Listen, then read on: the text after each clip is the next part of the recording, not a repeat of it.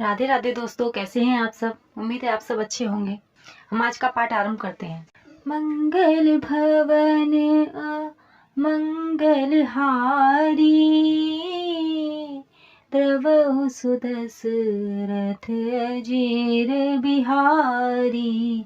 राम सिया राम जय जय राम। राम सिया राम जय जय राम। जय श्री राम। 12वां सर्ग। राजा का ऋषियों से यज्ञ कराने के लिए प्रस्ताव। ऋषियों का राजा को और राजा का मंत्रियों को यज्ञ की आवश्यक तैयारी करने के लिए आदेश देना। तदंतर बहुत समय बीत जाने के पश्चात कोई परम मनोहर दोष रहित समय प्राप्त हुआ। उस समय बसंत ऋतु का आरंभ हुआ था। राजा दशरथ ने उसी शुभ समय में यज्ञ आरंभ करने का विचार किया। तत्पश्चात उन्होंने देवोपम कांति वाले विप्रवर ऋषि श्रृंग को मस्तक झुकाकर प्रणाम किया और वंश परंपरा की रक्षा के लिए पुत्र प्राप्ति के निमित्त यज्ञ कराने के उद्देश्य से उनका वरण किया। ऋषि श्रृंग ने बहुत अच्छा कहकर उनकी प्रार्थना स्वीकार की और उन पृथ्वीपति नरेश से कहा, राजन, यज्ञ की सामग्री एकत्र कराइए। भूमंडल में भ्रमण के लिए आपका यज्ञ संबंधी अश्व छोड़ा जाए और सरयू के तट पर यज्ञ भूमि का निर्माण किया जाए। तब राजा ने कहा, सुमंत्र, तुम शीघ्र ही वेद विद्या के पारंगत ब्राह्मणों और ब्रह्मवादी ऋत्विजों को बुला लाओ। सुयज्ञ, वामदेव, जावाली, काश्यप, पुरोहित, वशिष्ठ तथा अन्य जो श्रेष्ठ ब्राह्मण हैं, उन सबको बुलाओ। अब शीघ्रगामी सुमंत्र तुरंत जाकर वेद विद्या के पारगामी उन समस्त ब्राह्मणों को बुला लाए। धर्मात्मा राजा दशरथ ने उन सबका पूजन किया और उनसे धर्म तथा अर्थ से युक्त मधुर वचन कहा।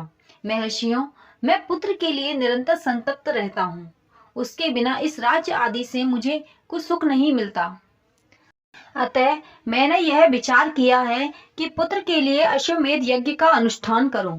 इसी संकल्प के अनुसार मैं अश्वमेध यज्ञ का आरंभ करना चाहता हूँ। मुझे विश्वास है कि ऋषि श्रृंग के प्रभाव से मैं अपनी संपूर्ण कामनाओं को प्राप्त कर लूंगा। राजा दशरथ के मुख से निकले हुए इस वचन की वशिष्ठ आदि सब ब्राह्मणों ने साधु साधु कहकर बड़ी सराहना की। इसके बाद ऋषि श्रृंग आदि सब महर्षियों ने उस समय राजा दशरथ से पुनः यह बात कही, महाराज, यज्ञ सामग्री का संग्रह किया जाए, यज्ञ संबंधी अश्व छोड़ा जाए तथा सरयू के उत्तर तट पर यज्ञ भूमि का निर्माण किया जाए। तुम यज्ञ द्वारा सर्वथा 4 अमित पराक्रमी पुत्र प्राप्त करोगे, क्योंकि पुत्र के लिए तुम्हारे मन में ऐसे धार्मिक विचार का उदय हुआ है। ब्राह्मणों की यह बात सुनकर राजा को बड़ी प्रसन्नता हुई। उन्होंने बड़े हर्ष के साथ अपने मंत्रियों से यह शुभ अक्षरों वाली बात कही, गुरुजनों की आज्ञा के अनुसार तुम लोग शीघ्र ही मेरे लिए यज्ञ की सामग्री जुटा दो। शक्तिशाली वीरों के संरक्षण में यज्ञीय अश्व छोड़ा जाए और उसके साथ प्रधान ऋत्विज भी रहें। सरयू के उत्तर तट पर यज्ञ भूमि का निर्माण हो। शास्त्रों की विधि के अनुसार क्रमशः शांति कर्म, पुण्याह वाचन आदि का विस्तार पूर्वक अनुष्ठान किया जाए, जिससे विघ्नों का निवारण हो। यदि इस श्रेष्ठ यज्ञ में कष्टप्रद अपराध बन जाने का भय ना हो तो सभी राजा इसका संपादन कर सकते हैं, परंतु ऐसा होना कठिन है, क्योंकि ये विद्वान ब्रह्म राक्षस यज्ञ में विघ्न डालने के लिए छिद्र धूड़ा करते हैं। विधिहीन यज्ञ का अनुष्ठान करने वाला यजमान तत्काल नष्ट हो जाता है। अतः मेरा यह यज्ञ जिस तरह विधि पूर्वक संपूर्ण हो सके वैसा उपाय किया जाए। तुम सब लोग ऐसे साधन प्रस्तुत करने में समर्थ हो। तब बहुत अच्छा कहकर सभी मंत्रियों ने राजराजेश्वर दशरथ के उस कथन का आदर किया और उनकी आज्ञा के अनुसार सारी व्यवस्था की।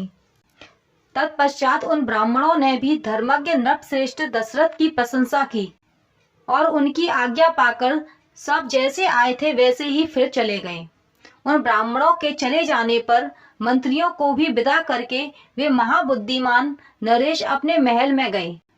इस प्रकार श्री वाल्मीकि निर्मित आर्ष रामायण आदि काव्य के बालकांड में 12वां सर्ग पूरा हुआ। मंगल भवन मंगलहारी, द्रवहु सुदशरथ अजेर बिहारी। राम सिया राम जय जय राम। राम सिया राम जय जय राम। जय श्री राम। अब हम यहीं पर विश्राम लेते हैं। यदि आपको वीडियो अच्छी लगे तो लाइक एंड शेयर करें एंड चैनल को सब्सक्राइब करें। और एक महत्वपूर्ण बात, यदि आप पहले के श्री वाल्मीकि रामायण के वीडियोस को देखना चाहते हैं तो आप श्रीमद् वाल्मीकि रामायण की प्लेलिस्ट में जाकर उन वीडियोस का लाभ उठा सकते हैं। धन्यवाद। राधे राधे।